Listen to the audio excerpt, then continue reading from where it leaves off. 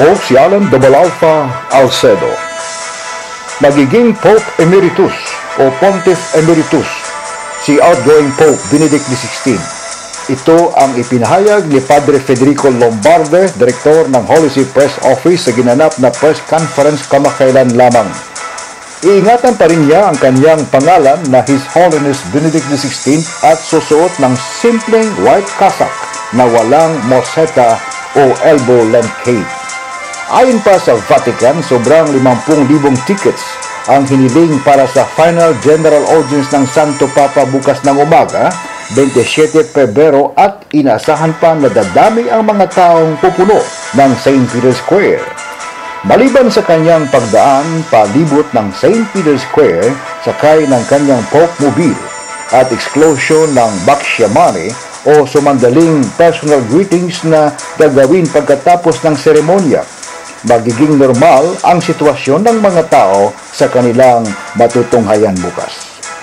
Pagkatapos ng kanyang pagbati sa mga tao, didiretso siya sa Clementon Hall ng Vatican Palace upang makatagpo ang iba pang mga civil authorities at ang iba pang mga nanggaling sa ibang lugar na nais magpaalam sa kanya. Kasama narito ang presidente ng Slovakia at presidente ng German region ng Bavaria. Pagkaumaga, 28 Pebrero, Huwebes, katapusang araw ng kanyang pontifikado. Makakatagpo niya ang mga cardinal sa Clementon Hall alas 4:55, sa San Damasco Courtyard ng Vatican Apostolic Palace naman ay haharap siya sa detachment ng Swiss Guards, pati na sa kay Cardinal Tarcísio Bertone, Secretary of State of His Holiness, at iba pang mga miyembros ng dicastery na magpapaalam rin sa kanya. Pagkatapos nito, lulula na siya sa Pope Helicopter patungong Castel Gandolfo.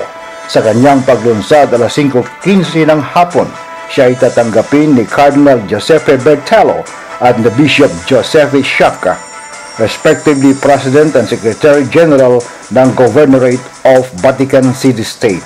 Kasama rin si Bishop Marcello Semerano ng Diocese ng Albano at iba pang mga civil authorities. Ayon pa sa Vatican, si Benedict XVI ay lalabas sa balkonahe ng Castel Gandolfo Apostolic Palace para bumati sa mga taong bumabati rin sa kanya ng maligayang pagdating.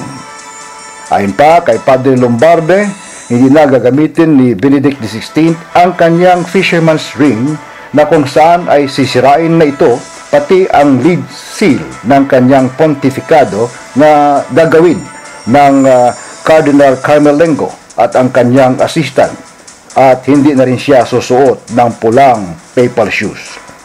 Tungkol naman sa congregation ng mga cardinals, ang Dean ng College of Cardinals ay magpapadala ng liham sa lahat ng mga cardinals sa 1 Marso ngayong taon upang papuntahin na rito sa Roma.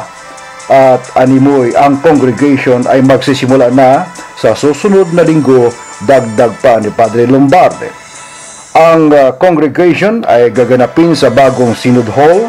Ang mga prelates ay hindi muna mananatili sa Santa Marta Residence hanggang hating gabi ng pagsimula ng conclave sa maraming dahilan, at pati na sa pag-assign ng kani-kanilang kwarto ay sa pamamagitan ng pabunutan. Alan Double Alpha Alcedo, Balitang Roma Online.